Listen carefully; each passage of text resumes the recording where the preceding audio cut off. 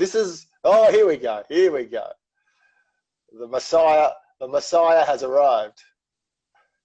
We're coming in with facts, hot and heavy.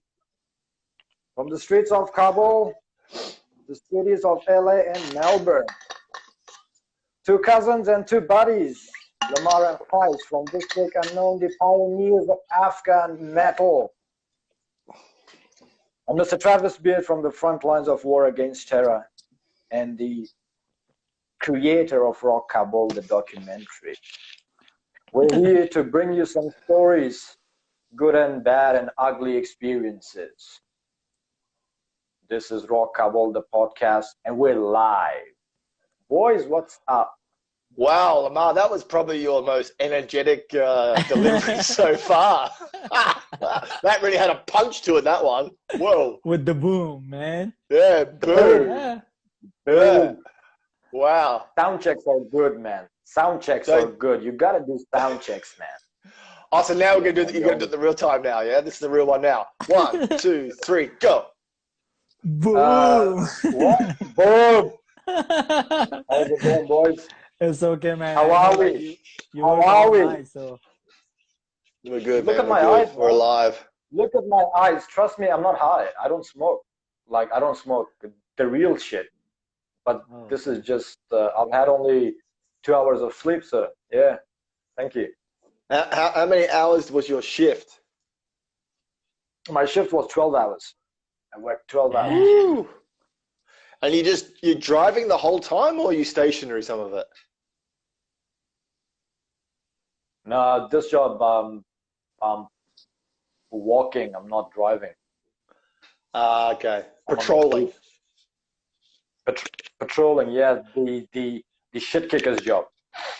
Anyway, you're keeping the community safe, right? That's indeed. When you guys go to sleep, you sleep at peace, knowing that I'm out there protecting you. The dark night is out. The dark night is live. Boom. So when we shine our torch into the sky, it's not a bat symbol. What is it? What's the symbol for Lamar to come and rescue? It's our sponsor, BBW on BBC News. Haven't we got a new sponsor this week? Bravo. We do have. Oh, cool. We have local Afghan sponsors. Actually, local Afghan. Yeah. Oh, nice. Pretty famous and useful. Our very own local producers from Afghanistan. So we will definitely get to that. But as usual, our biggest sponsor for today would be this music production or this album which has just released. It's a pretty complex sort of music, complex compositions. It's called The Ghost in the Machine by Not Before 12. So hooray! I just got. Oh yeah, right. Is that the sponsor? Shit! How much money do I have to pay for that mention? No, so you owe me, my friend. You owe me now, all right? Yeah. I'll be knocking on your door, brother, for some free wine, which I never get from you, anyways. Can I ask a question, Kais? Yes. Did you have some consultation on your backdrop for this video? It looks very nice. Whoa, I know. And the sofa. Yeah. It's an improvement. No, the crazy thing is, last time I wasn't in home. I was in my in-laws, so like I was feeling what I have to set.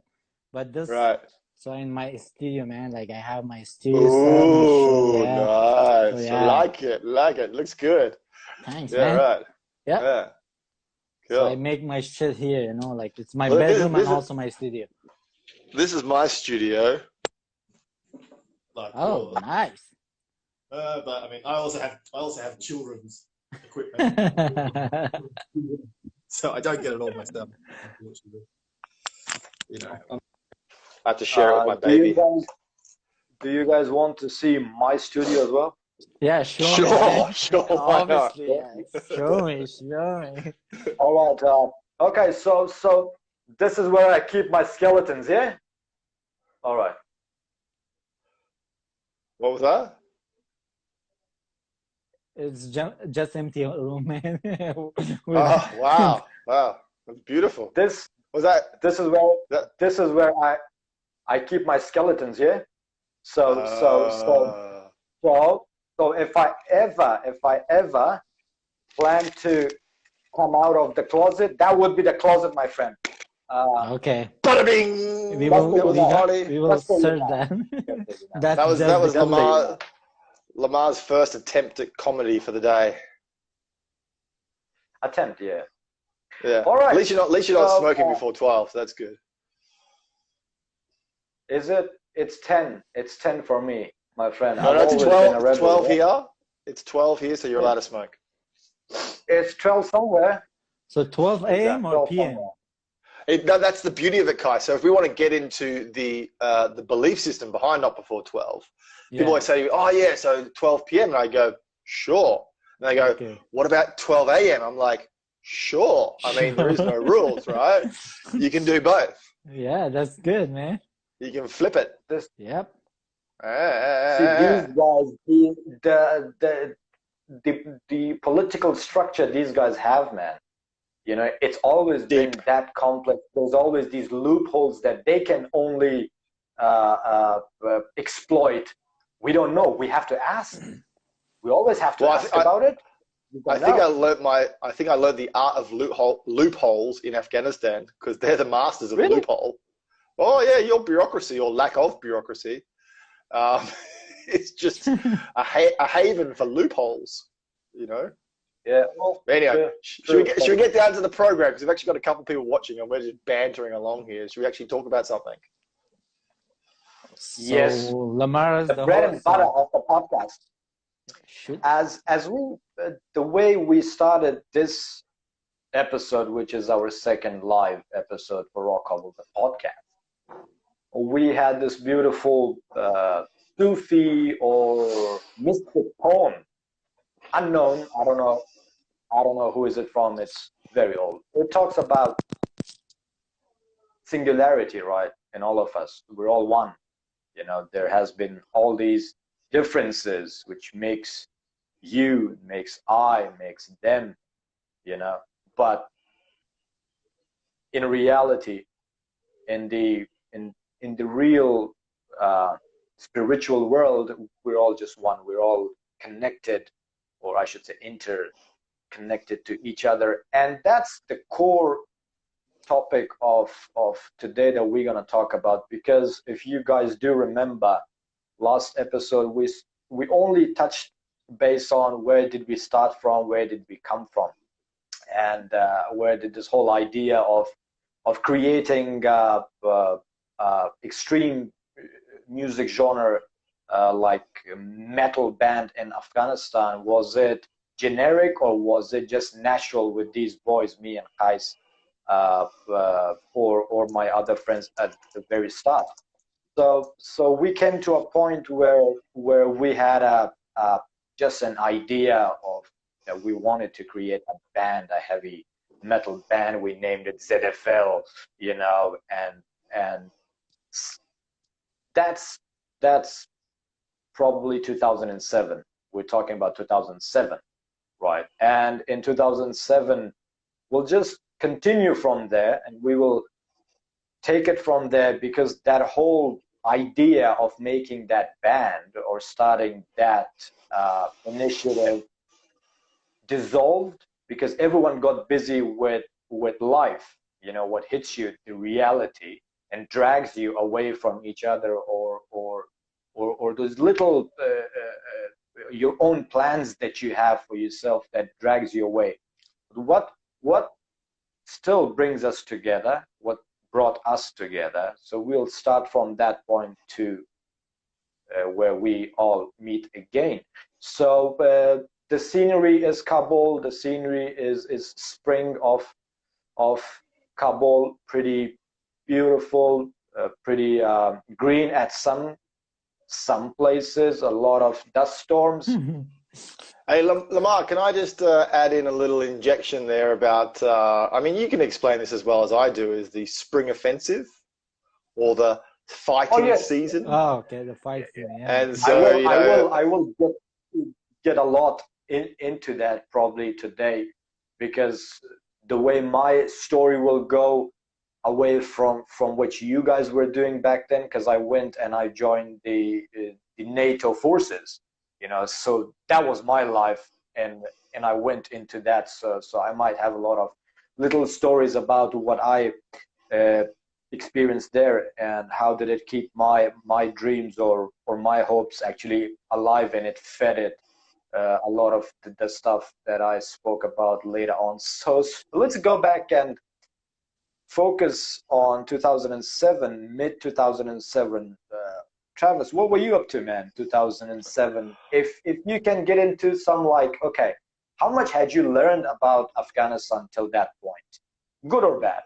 Well, I only been in country for 6 months, maybe a bit longer. I got there in December 2006, so I was still fresh meat, as you might call it. But by 2007 or mid 2007, I brought back my skateboard from Australia, just as a thing to do, mode of transport, you know, whatever. And I was working at this media institute called INA, and there was a couple of young Afghans working in the graphic design department, I think it was, and they saw this skateboard thing and went, "What the fuck is that?" I've never seen a skateboard in my whole life. Oh, okay. And so they saw me going like this, you know. And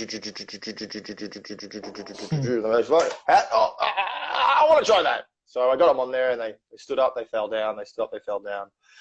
And then they told me about the German high school, which was right next to Camp Eggers down in Shastruk. The German school, are you talking about Amoni?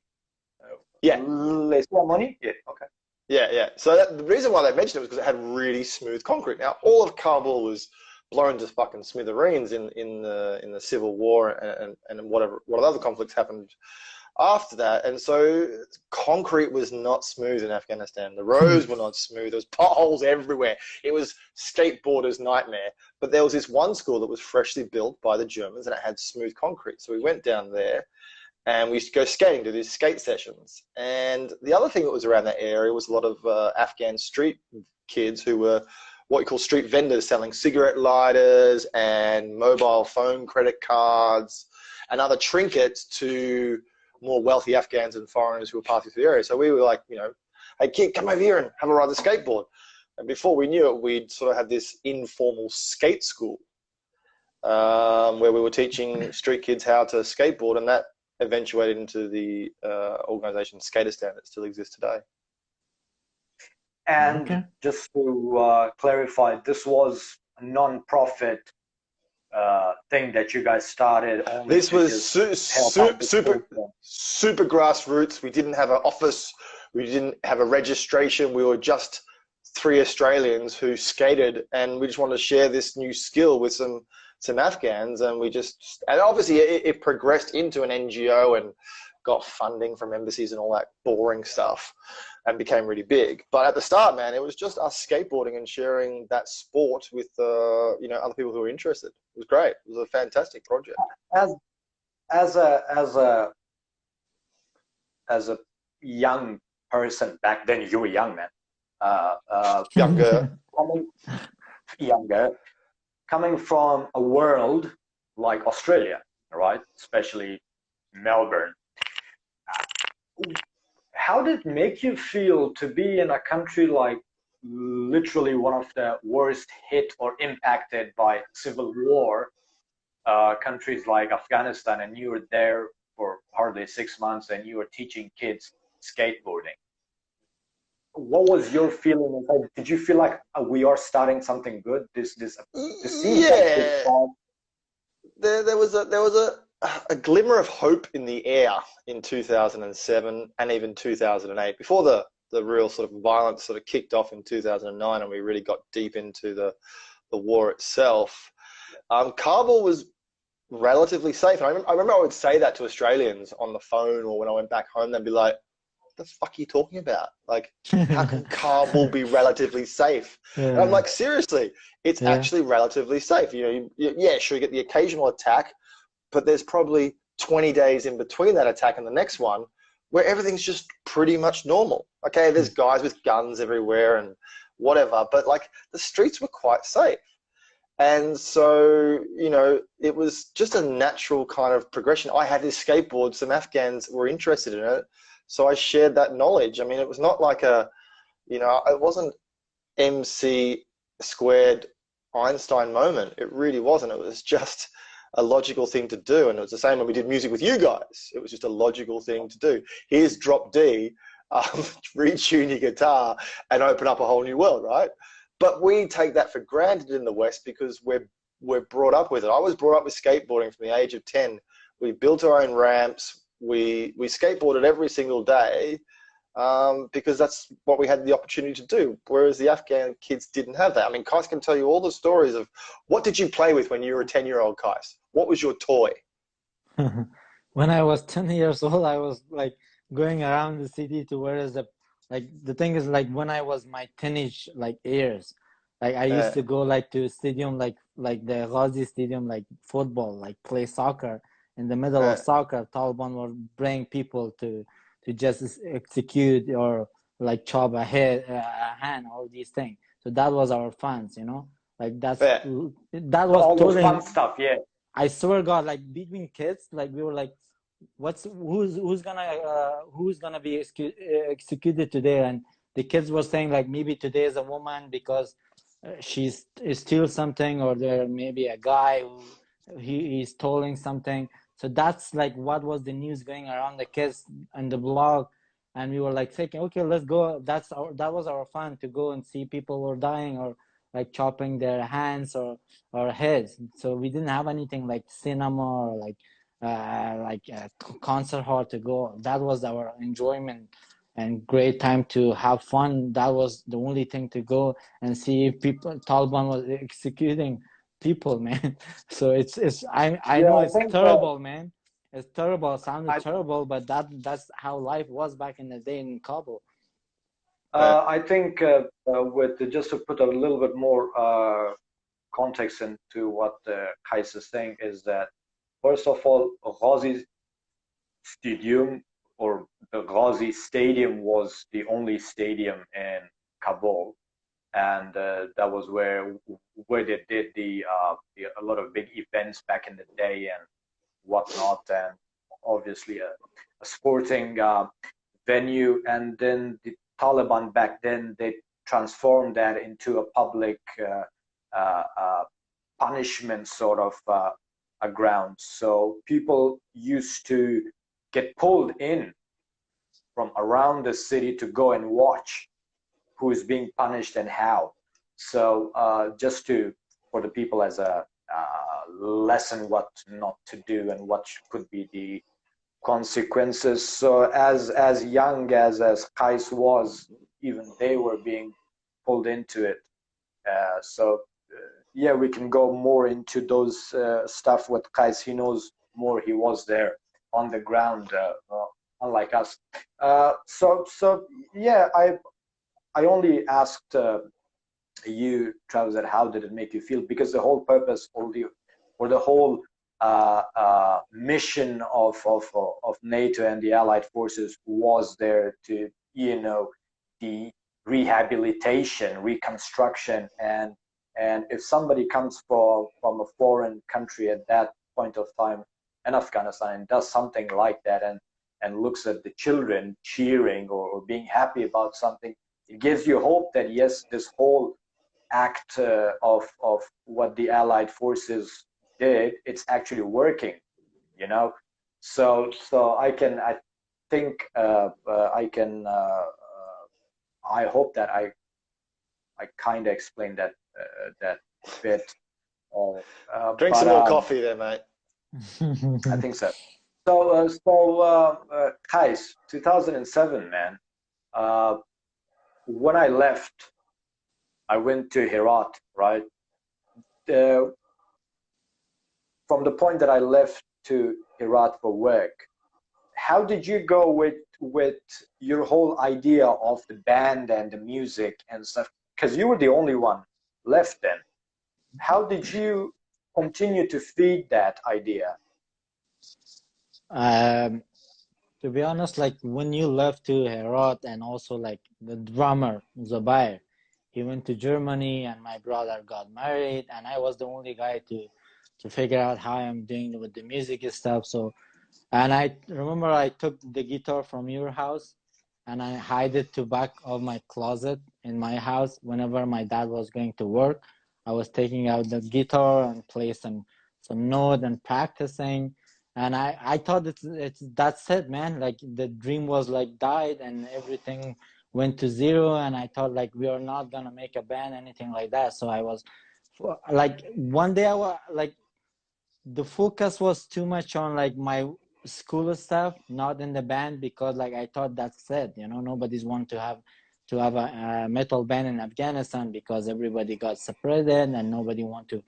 And also like you couldn't find opportunity to go play with other kids, you know, in Afghanistan. And also with the music, nobody is like trusting like in music to create a band or having a band. So like basically like my dream was like died the moment that you guys said like we're done, and you went to Herat. And I remember like when you came after like 3 months back to Kabul and I think you were off for like 1 week, and you talk about like what's going on with the music scene, and are you still practicing? No, I was just like I didn't touch my guitar for like almost like 2 3 months because I thought that's it, man. Like I thought like we're not gonna make any band, and it's gonna be hard to make like especially metal band in Afghanistan, and also being alone and no other connection to no people to help you. So it was hard for me, you know, like I felt like it's done, man. So I was like focusing on studying, go to school, and go to like English classes, take some computer classes, and I was with the music. I was done. How far into this new decade of 2000, or I should say after 2001, when the Americans and NATO came in and things slowly start to change, how far into that process you were able to come out of those traumatic times of the Taliban, like all those stuff that you had seen and you had gone through? How long did it take you, or what did you actually see in mid 2000s that you slowly start to forget those things and be hopeful for the future? The thing is, when Taliban left, I was young. Maybe I was 9 or 8. I don't remember too much, but I do remember like when Taliban gone, fighting didn't happen. You know, it was like boom. We slept in the morning. When we woke up, we like our parents, everybody like locally, like our friends say like, oh, American came there, and also the Mujahideen came to the Kabul city, and they captured the Kabul capital. And I do remember our friend was like asking like, do you know like American people are in the Wazir Akbar Khan square? They are like there if you want to go and see them how they look like. And we were like, okay, it's a fun thing, let's go and see how American people, like how American soldiers with look their like. horns and their tails and being red and all that. Yeah. It was crazy, man, believe me. Like when I went there, and I do remember like we were like there were like maybe 100 200 like people were like just watching American soldier, you know, would say shit like hi, how are you, or fuck you, or whatever, you know. Free burgers for everyone. No fucking burger, man. The guy was looking at like crazy, man, you know, like why the hell like you guys looking to us, you know. And we were like just watching them like how they look like, you know, because we never seen them like a soldier, you know, American soldier. We always see those fucking Taliban with the turban and all those shit. So like that was a fun thing for us to go there and see like what was new thing happened to our country, you know. And suddenly like one day like Taliban is gone and something new thing coming to like in our life. And that was fun time. And like slowly like as I grow up and I feel like okay, man, like I have to learn English because like in some days it's gonna help me, and like everything's gonna get back to normal. It's cool. And so all in all, it did give you this feeling of like hope, right? Oh shit, okay, this is something new, you know, this is something cool, something nice will actually happen after this. Obviously, like that was the coolest thing that like ever happened to my life, because like whenever I grew up during the Taliban regime, we didn't have any shit. Like when Taliban gone, we had like TV, we have like radio station, the school went back, like the girls, everything. Like you feel like slowly like a new life, you know. Like it was like enjoyable, you know. I have never experienced that kind of life, so like that was fun time. I have to point out how unfortunate and miserable a society, or I should say younger generation of a particular society could be, that they would come out of a conflict, a civil conflict, looking at these armed people 24/7 on the streets fighting and whatnot, and then suddenly the faces and the uniforms change, but that makes them feel better about it. You know what I mean? Well, a nice little anecdote on that. There was a situation quite early on in the occupation, liberation, whatever you want to call it, out in the middle. Yeah, well, I mean, Operation Liberation, occupation, whatever. Out in the middle of nowhere, like in one of the really far-flung provinces in a district that, you know, no one really knew, the Americans, you know, are doing their patrols, and they get to this village, right? And the normal procedure in any village is that you always meet with the elders first to, you know, sort of discuss your reason for coming, and, you know, to get acceptance to sort of be there. So the Americans walk into this village, they meet the elders. The elder of the village, whatever his name was, walks up and replies to the soldier in Russian, because he didn't know the difference. For him, it was just another occupying force in his country. He didn't know what was Russian, what was American. He didn't recognize the uniform. It was just this guy coming in with his big gun saying, "Hey, I'm here." But he knew how to speak Russian. And so the Americans, like, to his translator, "What's going on? Why is this guy speaking Russian to me?" Yeah, exactly. Yeah. So I think it's a really interesting sort of, you know, illustration of the fact that the Afghans, you know, you can go back to the days of Genghis Khan, Alexander the Great. The British came to Afghanistan twice and failed in conquering it. This is not the first time this has happened to the Afghans, and they're just like, "Oh, look, here we go again. Another round of..." That's very true. I will share a great little story from a little bit back from 2006 or 7 and all that, going back to 2003, very early 2003, right? So we came to Kabul in the early 2003, and my dad's cousin, she was working in Canadian Senate back then, and she was a friend of Abdullah. Okay, now Abdullah was the foreign minister back then, and this is during the transitional government, right? This is the first 2 years of the transitional. So she came to see us, and she shared a lot of her experiences, because they came through land. You know, they had come all the way from Wakhan, from the very far north of Afghanistan. They came in by road, and she said that when we came, we were going through these villages, and there were kids until like teenage years, and they were following the car. They were very excited to see a jeep passing through their village, and we stopped by for a break or whatever, and we offered them some apples and fruits and stuff, and their elder came out. And the elder wanted to know if the king was still alive, King Zahir. So you have that. So you have this weird separation of even timeline. You know, some people still talk Russian because that's how far the Russians had gone to. You know, and then you've got some people who not even the Russians could reach them.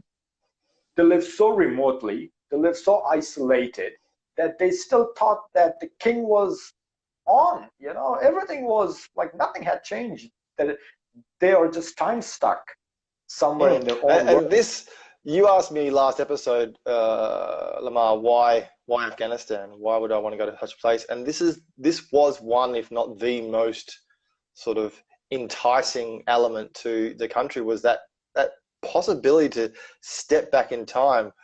Through riding motorcycles to these regions, I've been to the Wakhan, Afghanistan is mountains, right? It's the foothills of the Hindu Kush. You can go up onto these ravines, right up into the sort of the heart of a mountain range, and you'll find a village. There's always a fucking village, right? Wherever there's water, there's a village, yeah? And you'll meet people that have probably never left that village, right? And for us as Westerners to be able to do that, to be able to step back in time and see agricultural and farming techniques that haven't changed in 500 years is really enchanting. I mean, we live in the West. We have this freaking internet shit and we have all the stuff around us. And it's just, I was absolutely enthralled with the opportunity to see how life used to be.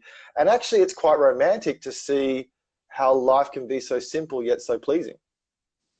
Yes, and one of the paradoxes with this whole concept of 3, 4, or multiple different timelines in one country or in one region, it does create a kind of, I should say, complex environment, because all the stuff that we mentioned, the people living remotely or they're stuck in time and blah, blah, blah, 20 years, 30 years, 40 years, for them, it's not even worth it to try and pull them in or lure them into this progressive life or era that we live in today. So even to try that with those people, you're actually literally you're invading their life, which they have lived for, if not thousands, hundreds of years. Time has a different quality in that part of the world, in those regions. I mean, we live by the Georgian calendar, by the Western clock. Can I do a quick shout out to Shams, who's joined us? Shams is an Afghan that was doing the Skaterstan school with me in Afghanistan. He lives in Sydney, and he's just joined us. Hey, Shams, how you doing? Good to see you. But time in Afghanistan has a different value, and I love the statement that the Taliban put out. I think it was sort of mid 2008, 2009, maybe a bit early, actually. I'm sorry, I'll correct that. It was probably 2004. And after the occupation had sort of been in its way, the Taliban made this great statement. They said, the Americans have the watch, but we have the time. And you can see that now, because 20 years later, and I'm not pro-Taliban, this is not my point, but 20 years later, the Americans spent $1.9 trillion fighting a war, which they lost. And look at the Taliban now. They're poised to be a force to be reckoned with. And also the American government, they don't have any other choice to stay there, man. For how long they could stay there, the fight was still going. It's like, yeah, exactly. There's no other. The point we're trying to get here is time. We're talking about time, and the actual concept of time in Afghanistan is different to the concept of time we have here in the West. In the West here, it's like, I've got a podcast at 12 o'clock.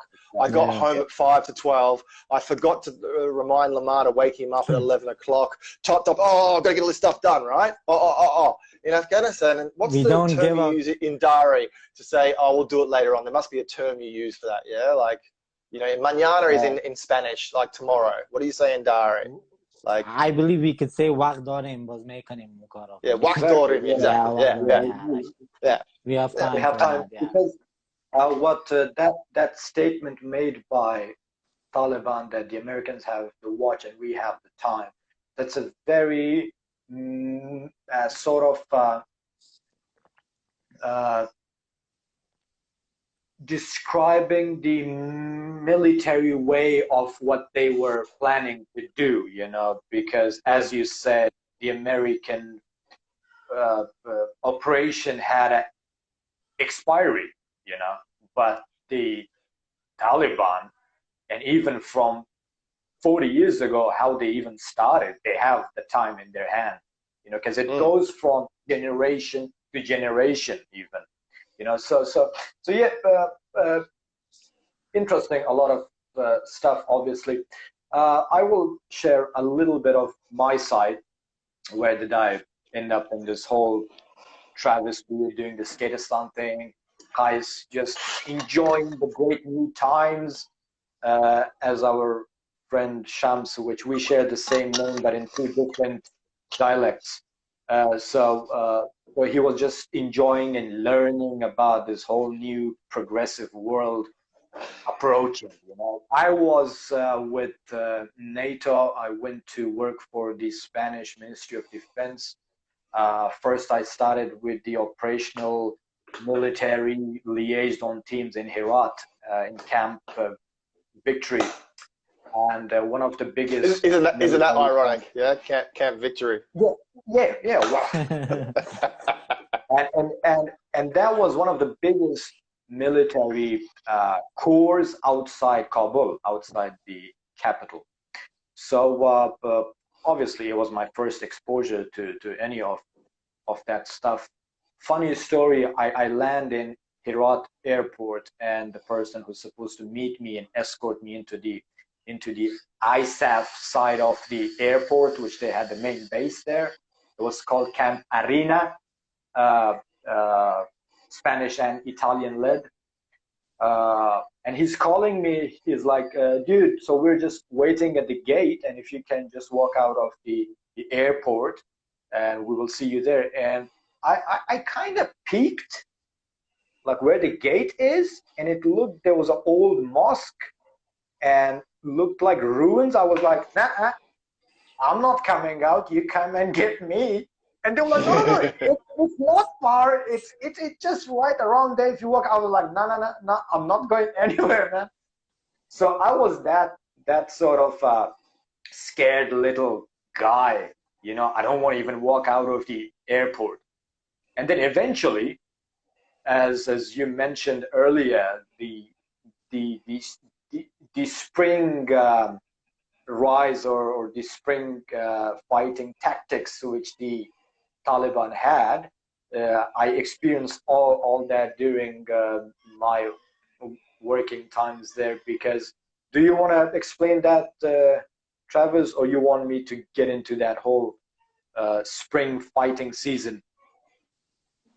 Well, can we explain the sort of seasons? I think this is the important thing. So winter in Afghanistan gets really cold. I've seen it get as cold as -20.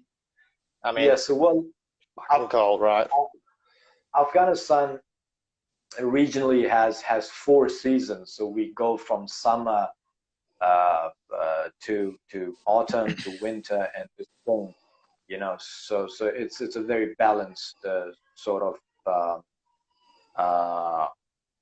set of seasons. Yeah, but to the point, what the Taliban does in the winter is they kind of have a holiday because it's too cold to fight. It's just absolutely freezing, and to have your hands on an AK or an RPG or whatever, it's just not practical. And I remember when I was in Zabul, yeah, go to Kais. Yeah, and also like they don't want to fight because I'm from Logar, so like whenever it's been 20 years and Logar is still fighting, like Logar is not a safe place. So when I went to Logar, I was sitting with the Taliban kids, you know, like we were talking about like why you guys like fighting in the summer and not in the spring. They said like in the summer we have all these green trees, you know, the summer with the green trees and all these like you can hide behind. You can hide and camouflage. It's easy to fight. Yeah, it's easy to fight. Yeah. With the winter, because they like American, like they have like best equipment to see us, you know. That's why we can fight. And during that time, that was the tactic they would use. They would focus all their power. They would focus all their power to fight in the summer, not in the winter. And then winter, they would go to Iran, Pakistan. They had their families to just go there, collect money, buy more equipment, and come back, fight and again and again. So that spring offensive was kind of like, I remember when I first heard about it, I was like, you know, it was the chatter in the press community and obviously in the military kind of halls at ISAF HQ, all the spring offensive coming, everyone's got to get ready. And it's like, what the fuck are they talking about? But literally, the NATO forces knew that there was going to be this surge in violence. That surge is both in attacks, but also in just ground-to-ground combat. And that happened every year. Every spring, it kicked off. And then every winter, the Taliban went on holiday, as Kai said, and had a rest and licked their wounds, and then came back for the next spring. And it was that every year. Quite calculated. Yeah, they still do go with the seasons and with the calendar dates. And why am I saying calendar dates? Because there are some religious sacred days and months of the year which they press on more during that time, because of this whole belief of if we die or we kill an infidel, we would go to heaven, and we would be a martyr or whatnot. So Lamar, can you break this down? So obviously in the months of Eid, Ramadan, because you have two Eids in Afghanistan or in Muslim culture, if you sacrifice yourself, you get rewarded more in your next life. Can you go into sort of more detail about that and what sort of the ideology behind it is? I think so. So what happens? It doesn't really include Eids. Eids has been, well, in a fair fight, in a fair Muslim or Afghan fight, or battles. Eids are one of those situations which it's called a truce. It's a truce. A ceasefire. A ceasefire. No one. So why do they attack mosques? Why do they attack mosques with Hazara then on Eid? I've seen that bloodshed ripped through on that day of celebration. The thing is, as I said, if it's fair, if it's fair, okay. Because I have been there, right? And once during my time, we did do this massive operation in far northwest, and when Ramadan started, so the both sides, we sat down and we said, okay, we'll have a ceasefire, for the month of Ramadan, because both sides had to respect that, which the ceasefire gets broken. So it does get broken by, now let's imagine thieves, thugs who are in the mask of Taliban, they will use that opportunity, or some of the other fractions who don't really respect that whole truce. Okay, but from the Allied forces side, special forces would use these small windows, because from my experience, when we had the ceasefire, the special forces used this opportunity to gain ground on them, and that turned out to be really bad, because then we could talk to them with our radios because of being too close to each other, and So you would call up the Taliban? Would you call up the Taliban and have a chat? No. So when the radios the army are using, if you're in a close proximity to the opposing forces, and they're using some sort of the same radio, so you can catch the frequency. Chatter. Okay. Yeah.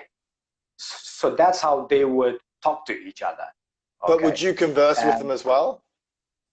We have, yes, we have. But our job was to only relay what the Afghan forces, or mostly the Afghan forces, would kind of not banter, but kind of trash talk. They would always trash talk. So, but if it was official sort of meetings that had to be done, then obviously it was the proper man-to-man, sit down, no man's land talk, right? And that was surreal for me the first time I actually experienced that. And I was sitting with this lieutenant commander, and I was like, why are we not just taking them down right here? And afterwards, he actually explained, he says, this is one of the rules of war. You know, you can't do that. They can't do that. We can't do that. If we come in to talk, that's no man's land. We talk. If we can figure it out without fighting, then it's good. If we can't, then we do our goodbyes. Once they go to their own post, we go to our post, then we start it. So yeah, it was a great lesson for me that, okay, still in this crazy war, some rules are there, some ground rules are there, you know, but as I said, some fractions didn't follow that, and that created even more problems. Yeah, a bit like the rock scene in Kabul, right? A bit like the rock scene in Kabul between the bands. If, you know, they wouldn't share the stage together. I remember the one that I used to always love was which band would play first, and none of the bands wanted to play first. They always wanted to play last. And you'd have these kind of like Taliban against the government kind of arm wrestles, you know. I'm playing next. No, I'm playing next. I kind of never experienced that with the bands, because when I was there, we were the only ones anyways. I was just trying to bring us back to the story, you know. Yeah. Thank you. That a lot of kind of brought me, kind of reminded me of this little detail that I wanted to share with a lot of people, because some people have been telling me about, why do you say Afghan metal? What made you guys, you know, Afghan metal? Why Afghan metal, right? And because you're Afghan? No, yes, we didn't know any rules, man. Yeah, there wasn't I think any rules. because there were no rules, and the whole dynamic of this District Unknown band, which we will dissect with these episodes, it will give you more information of why do we call it Afghan. Why was it kind of a metaphor of the whole Afghan situation? You know, there was always conflicts. There was always the alpha male attitudes. There are always those oh, I'm better, you're not. That there's always those times when we had to stick with each other to actually work for the greater good. There were always those periods of times where we wanted to speak something which was mainly and only about Afghanistan, the culture or the society or this situation. And I think that kind of pulls us apart from all the other metal playing countries where they just use that general term, and we try to keep saying Afghan. So yeah, we will dissect that whole thing slowly with the podcast. You lost me there somewhere, mate. Let's move on to the next. I think you need some coffee, my friend. So.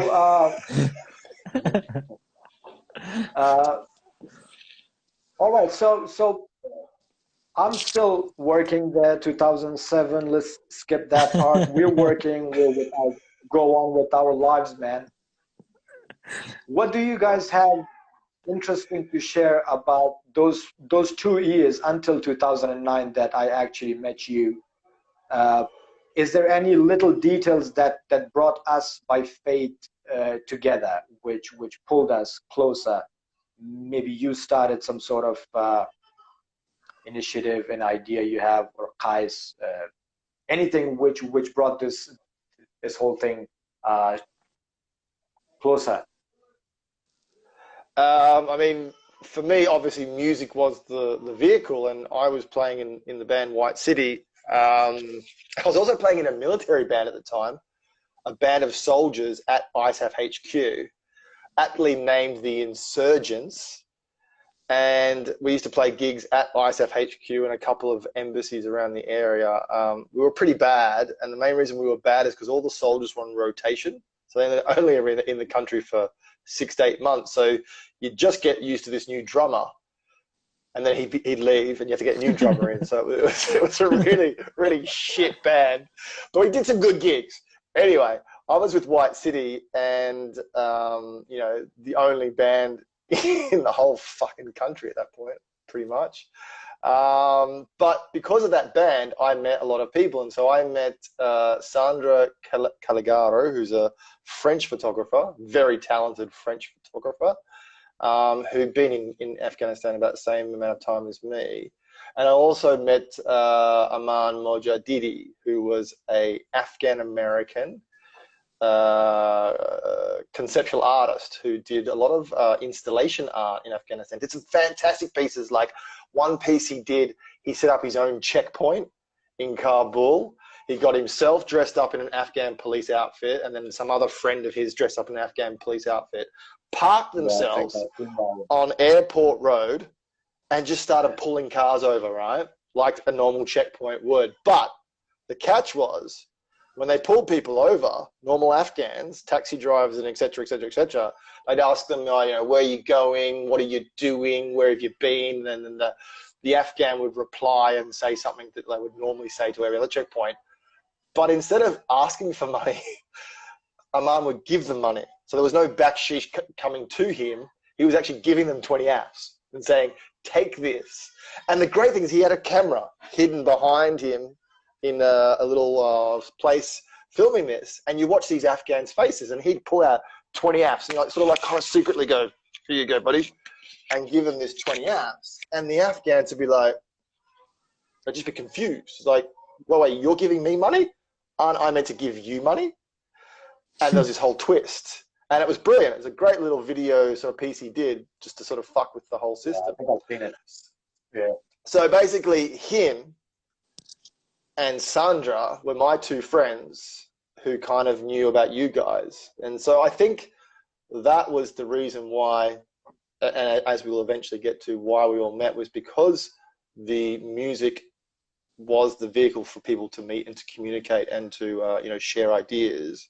Therefore, the things that happen in the future did. So you do get a little bit of confidence in, okay, there are some stuff like artistic stuff, art is happening, that gave you a bit more of, you know, confidence, right? That, hey, maybe we can do some more stuff, or it can go somewhere. Yeah, we're talking about super grassroots here. There's no organization running this. There's no government incentive. There's no diplomatic incentive. We're talking about some photographers, some filmmakers, some musicians doing things like skateboarding and these other small projects, like, you know, and we're talking about people just doing it because they have a passion for it. But the really interesting thing is you sort of get these little satellites orbiting around each other, and eventually those satellites connect, you know, and so the music community connected with the skiing, because there was also the skiing community that were up in Bamiyan trying to teach Afghans how to ski. And then there was even another guy who brought in parasailing, was trying to parasail off Wazir Khan Hill and go around Kabul. And this is back in the days of, you know, early Afghanistan, where they hadn't really established flight paths and sort of restriction zones for aircraft, because it's quite early on. So you could parasail, and the military wouldn't shoot you down. And so this guy was trying to get Afghans into parasailing and literally leaping off this hill, sailing around fucking Kabul, seeing shit. And he just got totally shut down by the military because it was, you know, obviously seen as a security risk. Because, I mean, if he was using the Wazir Khan Hill, I think he's right. You would be just going over all the barricaded green zone diplomatic. I think he used the wrong side. If he used the other side, it would be safe. Yeah. It was towards our home, you know. Yeah, but the interesting thing is that you had all these different initiatives going on, and people were just experimenting because there was a time here where there was relative safety, there was a hunger for knowledge and for sharing that knowledge, and so people were just giving stuff a go, whether it be skateboarding or parasailing or music or whatever it was, you know. There was just this buzz in the air, and as you referred to earlier, we call it the golden years. That sort of 2005 to 2008 period where, you know, things were quite exciting and there was a lot of hope in the air. There really was. It was a great time to be in Afghanistan. That was my initial point from the start. Those early years, there was hope flourishing everywhere. You know, you could see hope in everything. There was progress and whatnot. One thing I would like to say about this whole skiing and stuff, it's very ironic that people had to be introduced to it, because I would say that they perhaps got reintroduced to it, because I know, at least from my side, my uncle who lives now in States for over 40 years now, I mean, that was one of his favorite hobbies, to go skiing back in the 60s.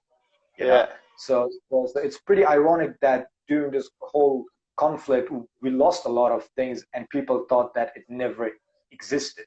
You know, just like the rock bands. But isn't that ironic itself, that you had skiing in the 60s, right?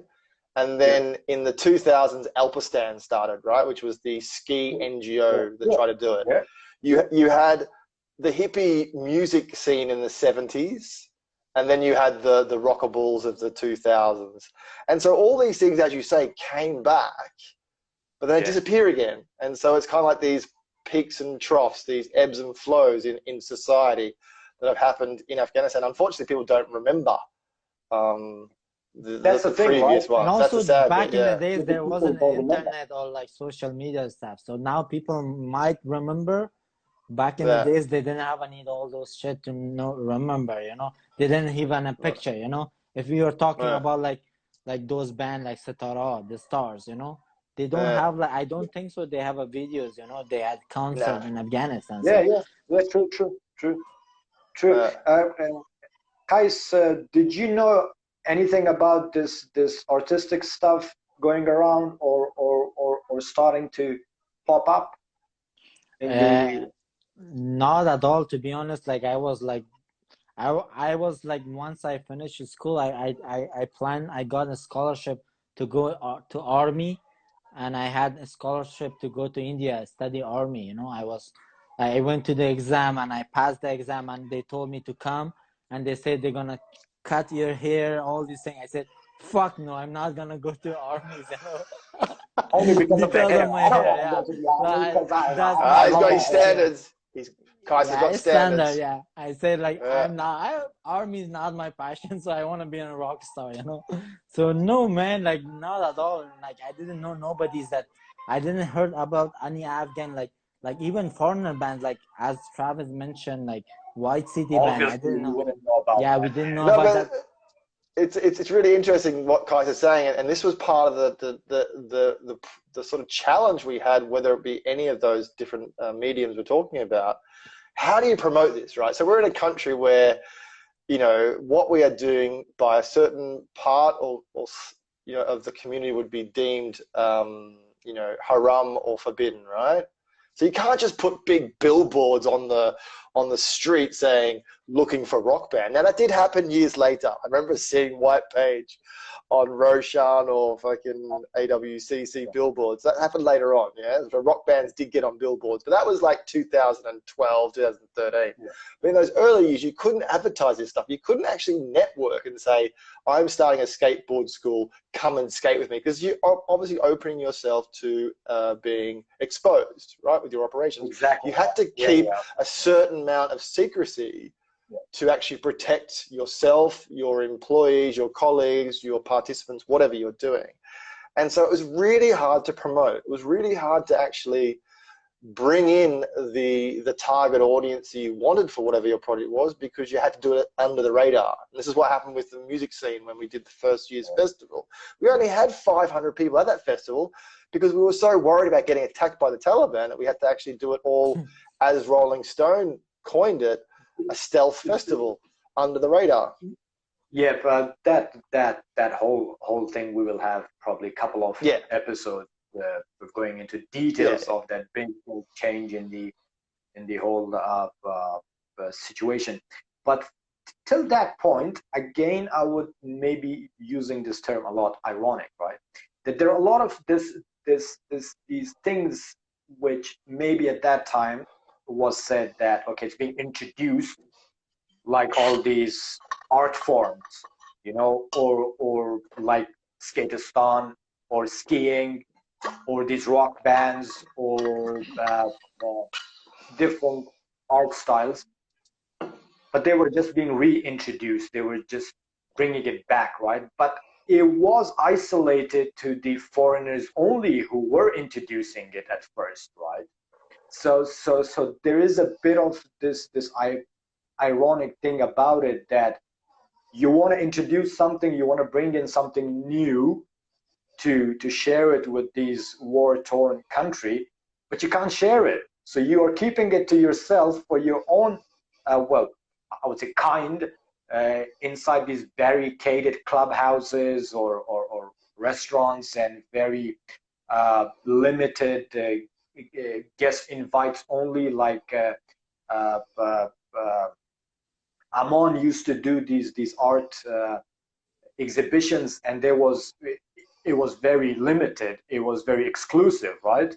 That who could be there, and not a lot of people knew about it. So there were a lot of things happening, but people like Kais, who was the youth of that country, they had no idea about it.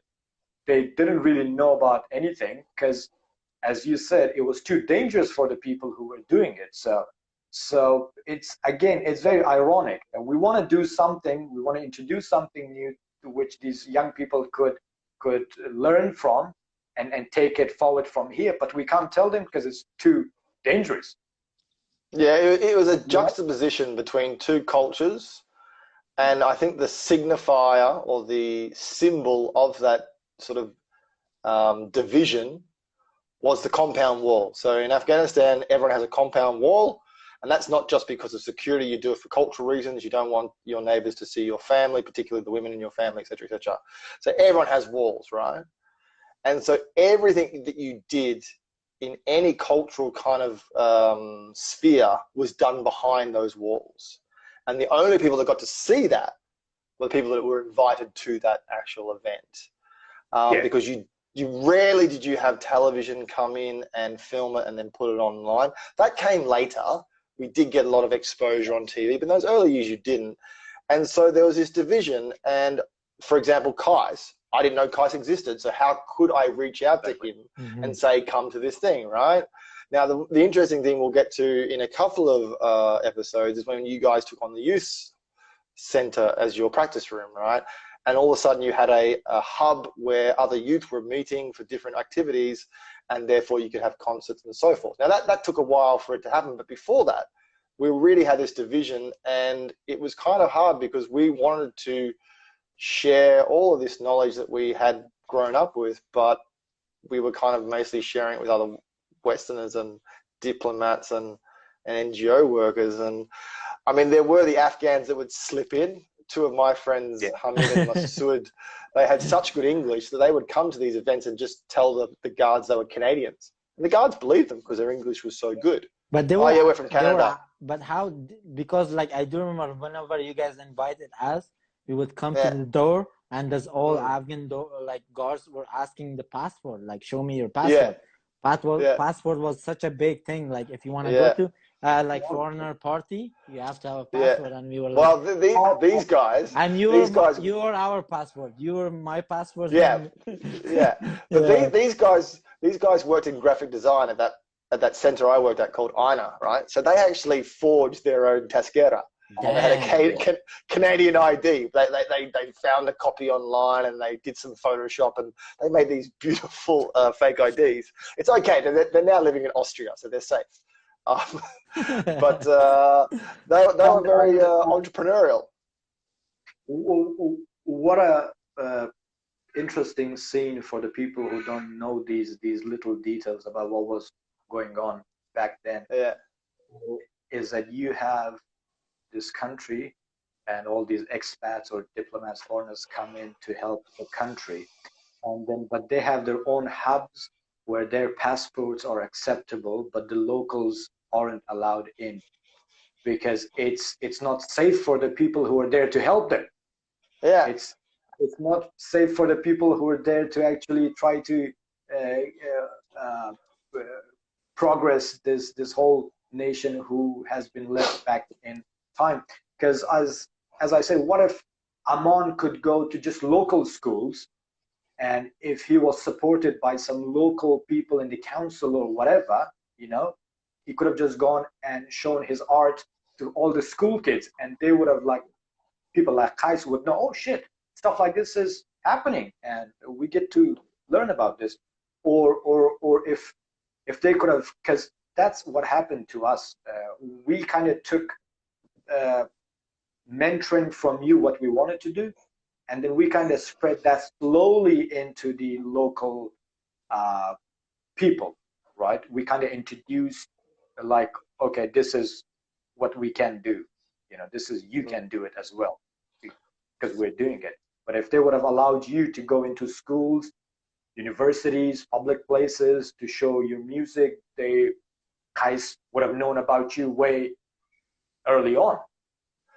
But that did happen. It just took time. I mean, whether you look at Aman's art or you look at the graffiti stuff we did, we ended up having Malina down in Kandahar and Shamsia in Kabul University teaching graffiti to the students. And that happened, but it took years. And the same with the music scene, and the same with the skateboarding. We ended up having the Skaterstan, arena, where they did the skateboarding at Ghazi Stadium, where they used to do the Taliban execution. So it just took time. And I guess the bottom line of all this is, this democratization of a country, and I use that term very loosely because I'm not a big fan of democracy as a tool for rebuilding nations. If it's going to be used, it does take time to implement. You can't just come in with a bulldozer overnight and go, here's democracy, rah! It takes time, and you have to slowly introduce these elements to society and then let society absorb it. And as you say, security was a massive issue, and that slowed everything down. But, eventually these things did happen. And we got to the point where, I remember when Kabul Dreams, and I'm jumping ahead here, but I remember when Kabul Dreams played on the streets for the first time down in Sharinau. I get it. That was like a kind of promotion for Kabul Dreams, like whatever. But forget about the promotion, just the fact that someone tried it. No, but do you remember the one that the festival, that the second festival that we had, like before that, a night we played in Sharanau, Kabul, in Taimani. Remember that place that all the Afghan came and all the foreigners play, and it was all Afghan kids, like literally Afghan girls and boys, and there wasn't any security, anything like that. If somebody we had security with a guy with one arm, remember? If somebody would come and shot you, they would. It was super easy. But the thing is, it took some time to get everything normal. Like if it was like 2006, we didn't know any shit about it. But in 2010, 11, everything was like, Afghan rock music scene in the capital was happening, and it was like fun for all those kids that would come there. And every time they would ask, when is the next time? Like we would come to those kind of concerts. I was like, wait, man, like whenever it happened, you will inform me, So it did happen. And that was a logistical challenge. I mean, again, we're jumping ahead, Lamar. Sorry, because I know this is your program that you've got sort of mapped out over the next 20 episodes. But I mean, you guys can do this whole thing, right? No. My point being, I know you've planned this for episodes ahead, but I mean, part of the problem with any of these events that we did, no matter what the art form was the logistics. How do you find a place where you can have Afghans enjoy whatever the art form is safely? That was fucking hard. But really at the same time, you had Afghans doing weddings. As Afghans do, pretty massive number of people, very extravagant. You had Afghan artists performing. Or you had Afghan TV shows like the Afghan Idol, the singing show, or whatever it was called back then, Afghan Voice Star or something. They were doing all that stuff without being too concerned about as concerned as probably you guys were with security. But saying that, you guys had a big target on your head, obviously. But it took time for you guys to actually merge into the local populace, I should say. And this whole thing about time, it takes time. Nothing happens overnight. This is very important because that's what the socialist government made the mistake with back in the days. You know, they went all the way to those northern remote places that we spoke about earlier, and all they wanted to do was to, like, they wanted to do a general population count, you know, and they would send these school teachers like my mom with just one kid soldier, a very young foot soldier, to go to these remote villages and knock on the doors and ask them how many people are there, how many men are there, how many women are there. And the whole uprising which started, this is a very little known fact about how did the people start to go against the Russian occupation or those Afghan socialist government, is that there's a place called Nuristan. It's very high up in the north, and they're very remote people, very conservative people. These people from the capital, they went to this guy's house, knocked on the door, and I said, and they said that, okay, how many are there in your family? And he was like, why do you want to know? They were like, we're doing blah blah. Okay, what is your name? This and that.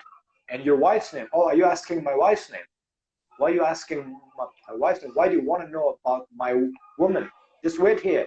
Goes in, brings out this one-shot rifle from the British, the Anglo-Afghan war era, and shoots that kid soldier. And the whole uprising started from that point. So it doesn't happen overnight, you know. But people pushed it a lot. Yeah, people did make the mistake of pushing it, you know, just so we could match. I mean, the Nuristanis are quite special. I mean, Nuristanis are quite special, though, in regards to sort of Afghan culture. Originally, the area was called Khorasan, which is the area of light. I think that's the translation. And Nuristanis used to be pagans, only far back as... They were known. Yeah. Yeah. And so Islam came in, and so there was this religious war. I think it was 400, 500 years ago, a long time ago. And the Nuristanis is like, no, fuck that, man. We're pagans. We worship animal gods. And the rest of the country is like, no, there's this thing called Islam, man. You need to get on board with this. And they're like, no, fuck that shit, man. And they had a little mini war, a little jihad. Yeah. And so the Nuristanis have always been a very separate community within the larger Afghan community. So I can imagine if you came knocking on their door and said how many wives you got, what their names are, and how many kids you've got. Yeah, sure. Still would chop your ball. Exactly. Yeah, or just chop your balls off. This brings us to our sponsor of the day. Ball chopping sponsor. Nuristani ball chopper. It is kind of an Afghan delicacy, you know, and it's pretty popular all around Afghanistan, and for as a common belief among the Afghan men, it's a sort of a natural Viagra, you know, so people like to consume this natural Viagra, you know, because that's how we also populate it in the country. So today's sponsor is the lamb nuts, or as we call it, the sand oysters. Okay, the lamb nuts. It makes a great kebab. The balls of the lamb. You put them on the testicles of the lamb. Yes, it makes great kebabs. How do they taste, Lamar? Tastes good, man. Like? It tastes like liver. Really? Have you tasted liver? They taste like balls, man. It tastes like balls, bro. I actually haven't had lamb's balls before, but it was in France. It wasn't in Afghanistan. I remember them being very squishy, Yeah. And like when you bite into it, it's like it's like a gum. It's like a gum. Yeah. It's chewy, Yeah. Oh. Tasted good, man. Ooh. It makes your man ball We've all tasted some balls, my friend, strong. in our lifetime. Yeah, So Lamar, so what do we get with this sponsorship? Do we get like a set of balls? Like how many get balls are we more talking Afghan about? balls. You get more Afghan free balls. you get Afghan lamb balls, man. You get Afghan How lamb many? balls. How many do I get? As much as you can take. How many could you take? Yeah. So It depends if you was go to our- Kandahar, they give you more. They give you some extra bits as well with it. Yeah, for sure. All right, let's move on. Oh, Travis just got reminded of his Boom. lovely days in Kandahar. Nostalgic, very nostalgic. All right, so that was our sponsor. Anyone wants to try some skewered kebab, lamb balls, please. We're always welcome to Afghanistan. Ask any shop, and they would serve you with a big smile on their face. You can't tell if it's a lamb or if it's a guy.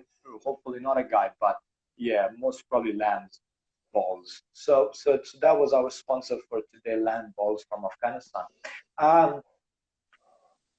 Quickly, I will bring it to the point of the story where we will leave it today, just so we could come to a point. Where did we start and where do we reach? I learned a lot from my time with the NATO forces. A lot of my inspiration for the music we did came from there, came from the army, the military, foreign or Afghan. The way that they were working, the way or what their own goals were.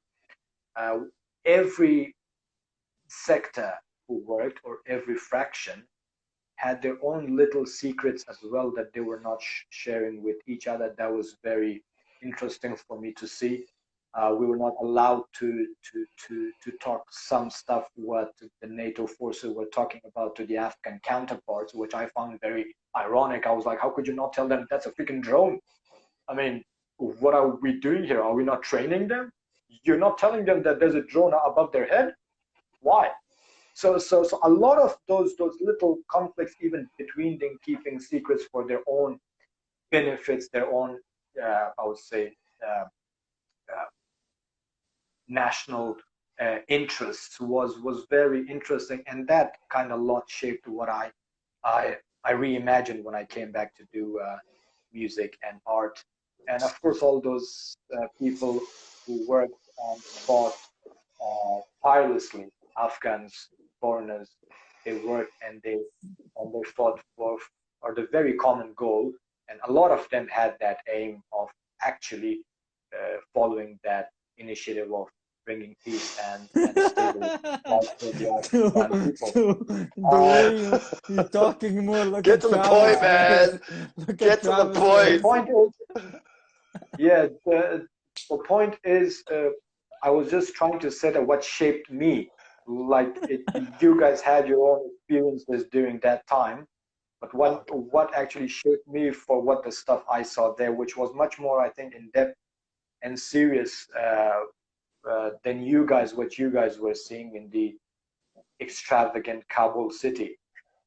So I come back to Kabul and I bring all these ideas, and I don't know what to do with these. I don't know how to express them. I don't know how to talk about them.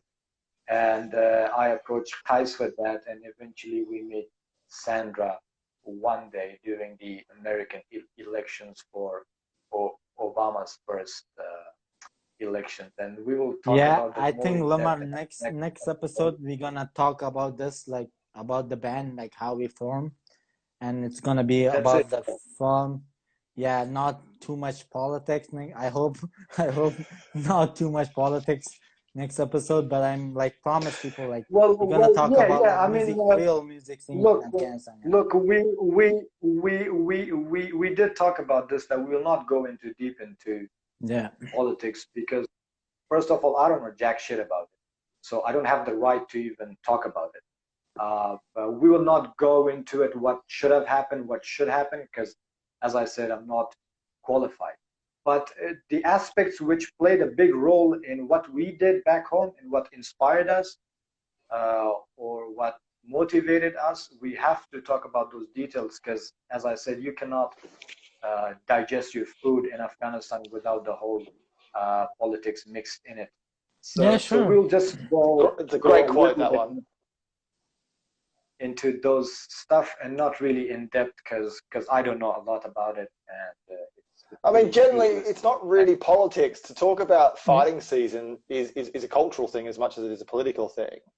To talk about sheep's balls, or to talk about compound walls between two houses, that's cultural as well. It's not just political. Exactly. We're just not talking so much about rock music, I think, is the exactly. issue here. Yeah. Let's try and find that balance. Episode. Yeah. We can fight off air when we get off this call, right?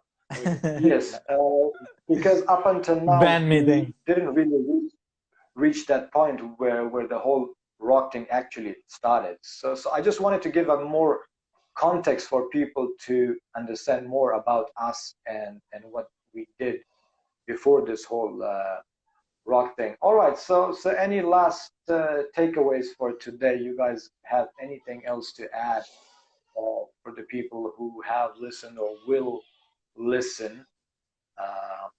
You guys can add in the end if you have any special messages, anything you guys want to give out. Please, the stage is all yours again.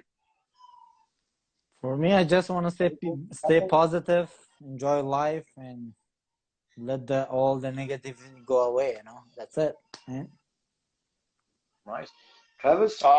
I don't think I can really top that. All I can say is just stay positive, let all the negatives go away. Yeah. Just don't do it before 12, right? Not before 12. That's the root of everything. That's the core of what you're doing. So if you want to get sort of more deep, then check out Not Before 12. That's NOTB412. And chill the fuck out, man. Like, stop getting so worked up over whatever you're getting worked up about. Life's not needing that stressful, Beautiful guys, very well said. Very nicely put, simply put your messages. This is Lamar, that's Kais from District Unknown, the pioneers of Afghan metal. That's Mr. Travis Beard, the man who brought it all together, Rockabul. And it was good talking to you guys today. Yeah, see you next time. Podcast.